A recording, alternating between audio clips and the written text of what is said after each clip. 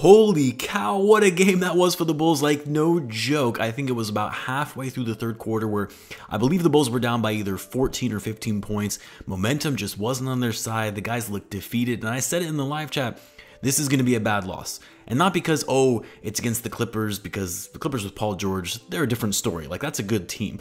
But it was more so the fact that it looked like the Bulls were going to give up this game, a game that was critical to win, knowing that you're back at home and about to face some of the toughest competition in the next 3 games with going against some of the top Eastern Conference teams. But lo and behold, the king of the fourth quarter came through in marvelous fashion, absolutely dominating in the fourth quarter and saving the Bulls from a loss, even though, yes, he did miss that final free throw that could have sealed the game in regulation. But I'm not faulting DeMar for that because, first of all, he made up for it in overtime. And second, if it wasn't for him, the Bulls would have lost anyway, and there wouldn't even have been an overtime. But anyway, this was the kind of win the Bulls needed. And I know some will say, well, dude, it was against the Clippers, a team that is 8th in the Western Conference. You were at home. Like, this is a game you're supposed to win. And yes, to an extent, that is true. But what I mean by it was that you needed this type of comeback win in front of your hometown crowd, coming off a pretty bad road trip and a really bad slump since the All-Star break,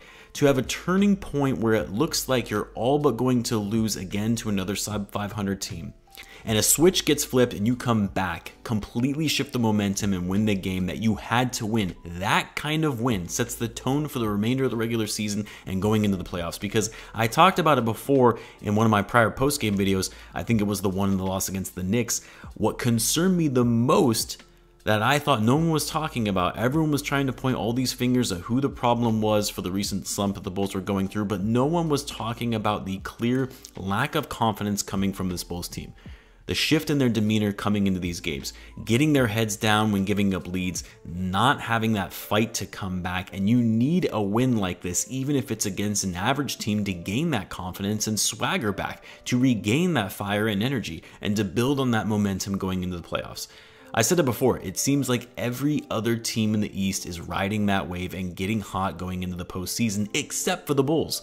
Well, after tonight's win, let's see if that's enough to kickstart them going into the playoffs. Now, I have to start with Demar DeRozan in this one, because how can you not when the guy literally carried this team to a win and put up a 50-piece tonight for a season high?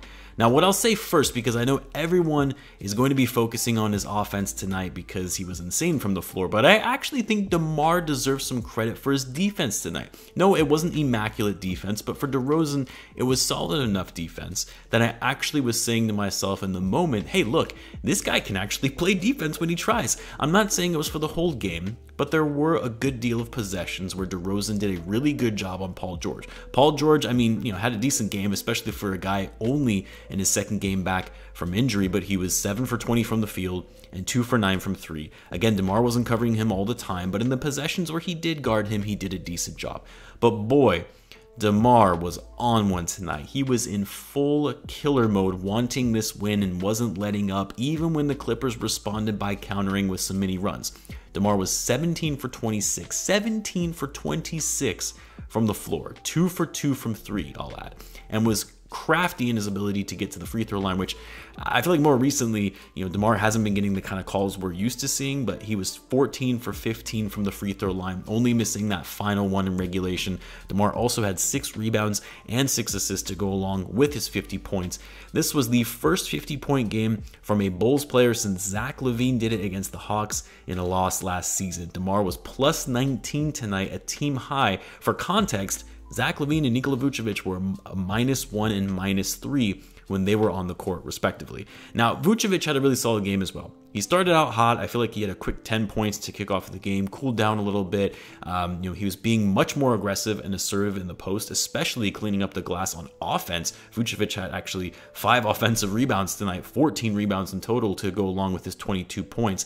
What I liked seeing from Vucevic was that he wasn't quitting on plays. Even though he was missing some shots, he was following up on his attempts, being more active, and was going at Zubac when he got into foul trouble, recognizing he was going to get an easy bucket. As for Lavine, I mean, Another tough game for Zach, albeit the fact that he still scored 21 points, but on very poor efficiency. Most of his points came at the free throw line. He was 10 for 13 from the line, but 5 for 17 from the field, 1 for 6 from 3. Was still not the best with his decision making and general court awareness, although he did have some good interior passes into Vucevic and Tristan Thompson that I was pleased to see. Zach had 4 rebounds and 5 assists to go along with his 21 points.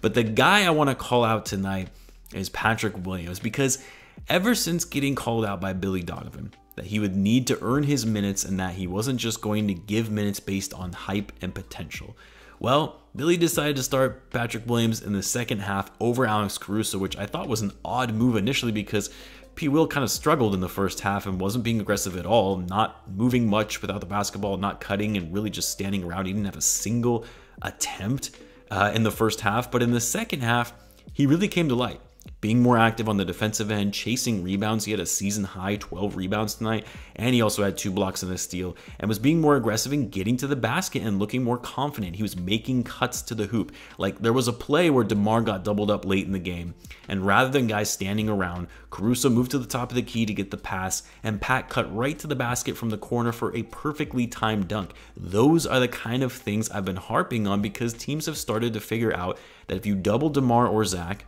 the rest of the team just stands around, not really moving. Guys need to be making themselves available when they see those double teams happening and getting an open look at the basket. But anyway, for Patrick Williams, after not putting up a single attempt in the first half, he had 10 points in the second, going 4 for 4 and 2 for 2 from 3, which he had a big 3-point shot in overtime with less than a minute to go. That was key. And of course, how about that poster of a dunk? Probably his best dunk that we've seen in the NBA, and I definitely lost it when I saw that play.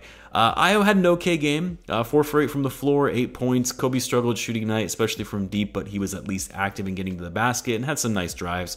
I think what surprised me the most was that with the way the Clippers were shooting the ball tonight, especially from 3, that the Bulls still somehow walked away with the win in this one. Still need to do work on their perimeter defense, especially knowing who the 3-point shooters are, because you should not be allowing a team to hit 16 threes in a game. The Clippers also shot 50% from the field as a whole, and yeah, I've said this before, but the Bulls have to figure out how to defend the pick and roll. Like, teams are just constantly running the pick and roll against the Bulls because they know it works and will likely result in a win. Overall, though, decent passing tonight from the Bulls, very good rebounding. They out-rebounded the Clippers 50-40. They took care of the ball, only 8 turnovers. I mean, there were so many positives to come from this game when it looked like the Bulls were going to, for sure, be losing in this one.